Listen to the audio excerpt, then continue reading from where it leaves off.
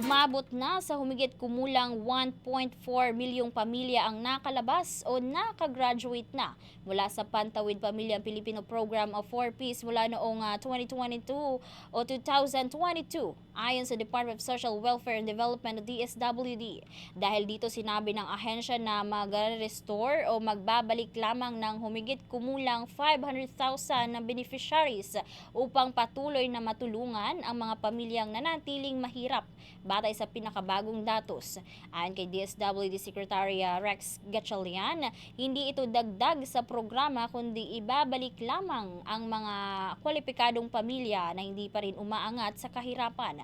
Ipinaliwanag niya na mula sa dating 4.4 milyong household, nabawasan ito matapos makapagtapos ang ilang pamilya sa programa dahil gumanda na ang kanilang kabuhayan o hindi na sila kwalipikado tulad ng pagkakaroon ng mga anak na nakatapos na sa pag-aaral.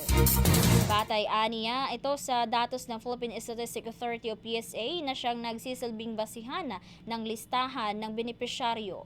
Nilinaw din ng DSWD na ang 4Ps ay nakatuon sa edukasyon at kalusugan kung saan tumatanggap ang mga kwalipikadong pamilya ng conditional cash grants depende sa kanilang compliance sa requirements tulad ng pagpasok sa paaralan at pagpapabakuna.